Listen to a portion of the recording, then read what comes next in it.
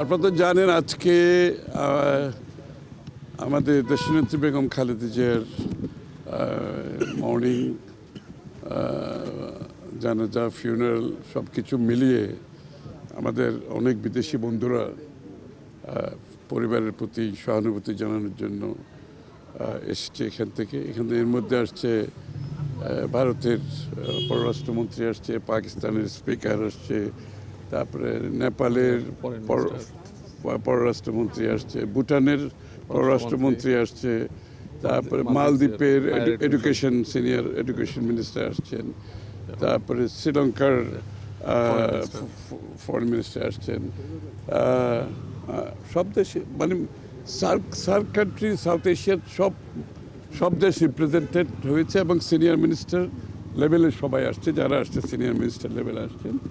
তো সুতরাং এটা আমাদের দুই দিক থেকে একটা বিষয় হচ্ছে দেশনেত্রীর বেগম খালেদা জিয়ার প্রতি তার যে নেতৃত্বে বাংলাদেশ একটা দেশে এবং দেশের বাইরে আমাদেরকে একটা সম্মানের জায়গায় নিয়ে গেছে এবং বাংলাদেশকে তারা যেই চোখে দেখছে সেটা সাধারণ একটি দেশ হিসেবে নয়, আমরা একটা জায়গায় পৌঁছেছি এবং সেখানে বেগম খালেদা জিয়ার যে অবদান সেটা তার স্বীকৃতি হিসাবে তারা বাংলাদেশে আসছে এবং আগামীতে বাংলাদেশের সাথে এই সমস্ত দেশগুলোর সম্পর্ক সম্বন্ধে আমরা আলোচনা করেছি। তারাও যে আগামী দিনে যদি বিএনপি নির্বাচিত হয় জনগণের ভোটে, তাহলে আগামী দিনের যে কী ধরনের সম্পর্ক আমরা করতে চাই তাদের সাথে এবং আমরা তাদের ফরেন রিলেশনশিপ কী হবে তাদের সাথে এবং ব্যবসা বাণিজ্য, বিনিয়োগ, কালচার, সংস্কৃতি, তারপরে ট্যুরিজম সব কিছু মিলিয়ে সবার একটা আগ্রহ বাংলাদেশের সাথে কাজ করার আগামী নির্বাচিত সরকার আসলে এটা খুব গুরুত্বপূর্ণ এবং তারা এটার উপর গুরুত্ব দিচ্ছে।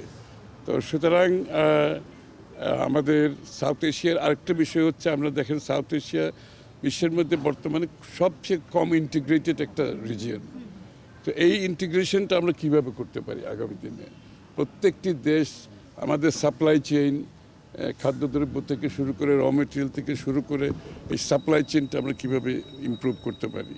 আমাদের অর্থনৈতিক উন্নয়নে একজন আরেকজনের সাথে কিভাবে সহায়ক ভূমিকা পালন করতে পারে, এই বিষয়গুলো উঠে এসেছে।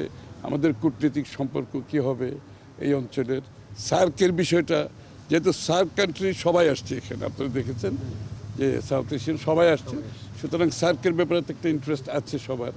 তা আগামী দিনের সার্কের ভবিষ্যৎ নিয়ে আলোচনা হয়েছে। সার্বিকভাবে সাউথ এশিয়ান ইন্টিগ্রেশনটা আমাদের সামনে উঠে এসেছে, আলোচনায় চলে এসছে। এবং সবচেয়ে বড় কথা হচ্ছে যে দেশনেত্রীর প্রতি তাদের যে ভালোবাসা, তাদের যে সম্মান, যে রেসপেক্ট, এবং আপনি চিন্তা করেন খুব কম সময়ের মধ্যে এতগুলো দেশ থেকে এতগুলো সিনিয়র মিনিস্টার রিপ্রেজেন্ট করেছে এবং তাদের ফ্যামিলির প্রতি সহানুভূতি প্রকাশ করেছে, তারেক সাহেবের প্রতি তাদের এটাও তো একটা, যে তারেক সাহেবের সাথে দেখা করা মানে তো তারেক সাহেবের উপর একটা আস্থার প্রমাণ করে এখানে, যে তার নেতৃত্বে তার আছে বলে, আস্থা আছে বলেই তারা কিন্তু ওনার সাথেই দেখা করেছে।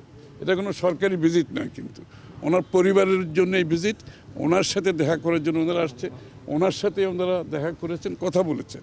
সো দিস ইজ বাংলাদেশের ইতিহাসে এটা একটা বড় ধরনের একটা এক্সাম্পল আমরা দেখেছি, যে আসলে নেতৃত্ব সৎ হলে, সাহসী হলে, গণতান্ত্রিক হলে, দেশের প্রতি ভালোবাসা থাকলে যে কত বড় একটা পরিবর্তন একটা দেশে হতে পারে, সেটার প্রমাণ আমরা দেখেছি দেশনেত্রী তিরোধানের মাধ্যমে।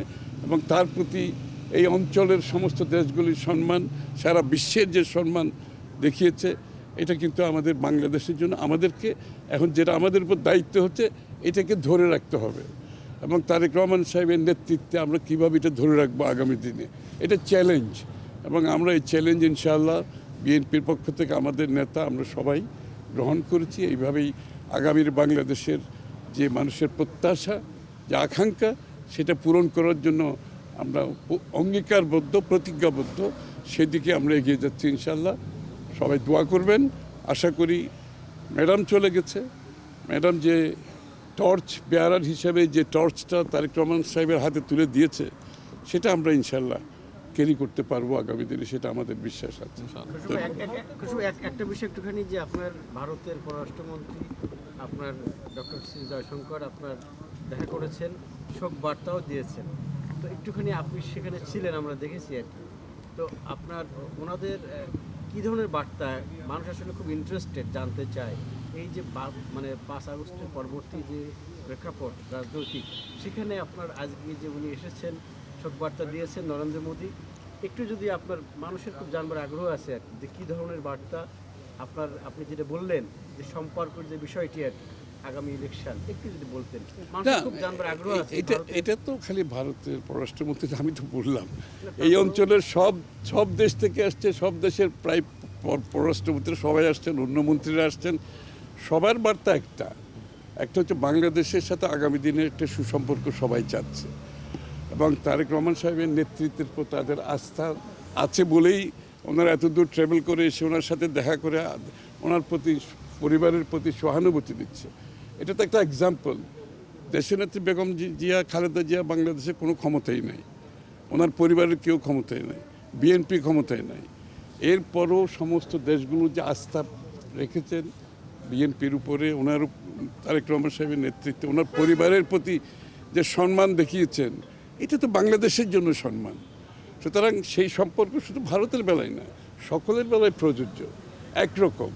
আমরা তো আমাদের নিজস্ব বাংলাদেশের পররাষ্ট্র নীতিতে সকলের সাথে আমাদের সম্মানের সাথে সম্পর্কের কথা বলছি।